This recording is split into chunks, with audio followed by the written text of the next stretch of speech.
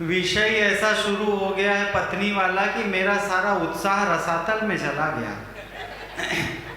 क्योंकि अपने देश में जो जितना बड़ा पत्नी पीड़ित होता है उतना ही बड़ा कवि होता है। तुलसीदास को उनकी पत्नी ने मारा तब वो महाकवि बने, कालिदास को उनकी पत्नी ने पीटा तो वो महाकवि बने।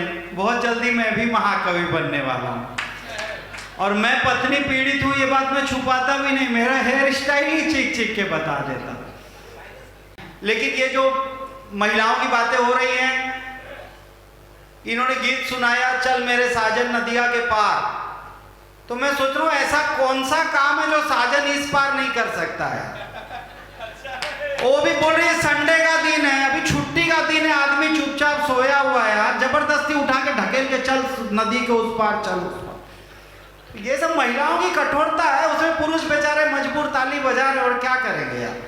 हम लोग का कुछ तो चलता नहीं है, बोले उस पार तो उस पार चल, इस पार तो इस पार, जहां घसीटे वहीं जाओ। मैं घरवाली के पास गया, मैंने कहा 500 रुपया दे चश्मा बनवाना, दूर की नजर कमजोर हो गई। वो बोली फोकट में खर्चा मत करो, मुझसे खूबसूरत पूरे एरिया में कोई नहीं। मैंने कहा अरे उस काम के लिए चश्मा नहीं बनवाना है, मैं रात को प्रोग्राम से आता हूं, कहीं एक्सीडेंट हो जाएगा, मुझे कुछ नहीं दिख रहा।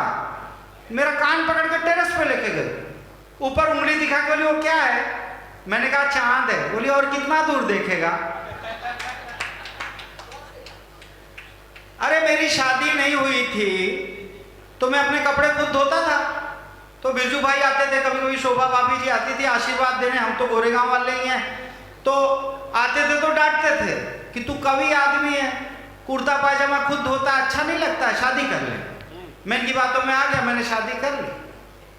6 महीने के बाद ये फिर आए, मैं कपड़ा धो रहा था, ये बोले शादी के बाद भी कुर्ता पायजामा खुद ही धो रहा है। मैंने कहा आँख खोल के देखो साड़ी ब्लाउज है।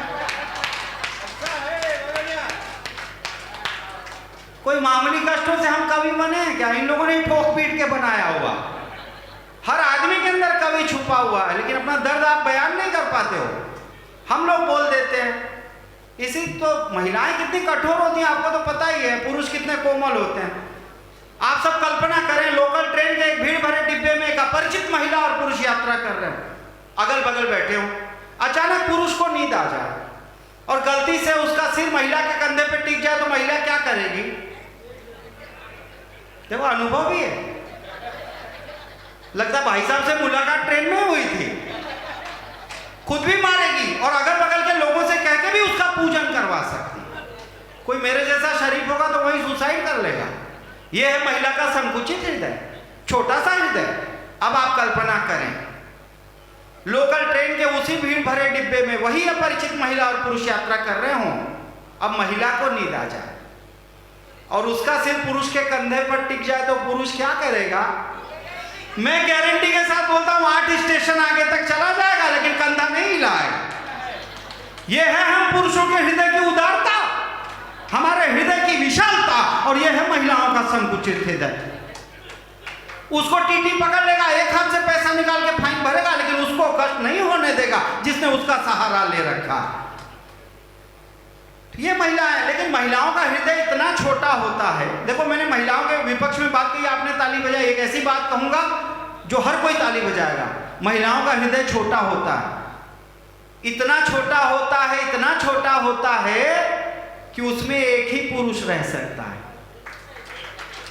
दूसरी ओर पुरुषों का हृदय ओपन थिएटर, एक कोने में बिपाशा भी पड़ी रहती है, दूसरे कोने में मल्लिका को एक क्वार्टर बना के दे दे, तीसरे कोने में राखी सावंत घर ढूंढ रही है, लेकिन हृदय के सबसे बड़े हिस्से पे कब्जा करके घरवाली बैठी रहती है।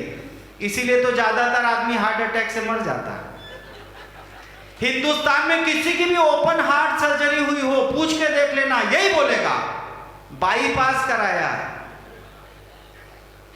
आज तक किसी ने बाईपास कराया? तो नारी है महान, नारी की बड़ी है शान, नारी का बड़ा है ज्ञान, नर तो सदा पिछाड़ी है। और नारी की रफ्तार मानो जेट पे सवार है, नर क्या करे पुकार, वो तो सुस्त बैलगाड़ी है। आगे राधा पीछे श्याम, सीता कहते पीछे राम, पार्वती जी के हाथों में शिव जी की नाड़ी है। और राजनीति देखो काशी पीछे पीछे माया के था, सोनिया के हाथों में मनमोहन की दाढ़ी है। करवा चौथ का व्रत किया मेरी पत्नी ने, बोली व्रत करने को नारी सती चाहिए, और बड़ा भारी व्रत है ये सब कर सकते ना, इसे करने के लिए शुद्ध मति चाहिए। नई चीजें इस दिन यूज करती हैं सभी, नई साड़ी नया हार नई जूती चाहिए। मैंने कहा बस करो इतना न कह देना तुम भी पुराने हुए, नया पति चाहिए। पत्नी से हुई लड़ाई, पिट गए महेश भाई, बोले अब मुझे जीना नहीं मर जाना है। फांसी का फंदा बनाए जल्दी से स्टूल लाए, बोले अजी सुनती हो चला ये दीवाना है। पत्नी ने आके धर लिए दोनों चरण तो, बोले अब व्यर्थ तेरा मुझे समझाना है।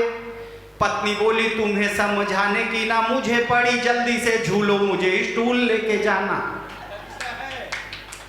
ऐसी कठोर आत्माओं को प्रणाम करता हूं। ऐसा चलता रहता है देखो।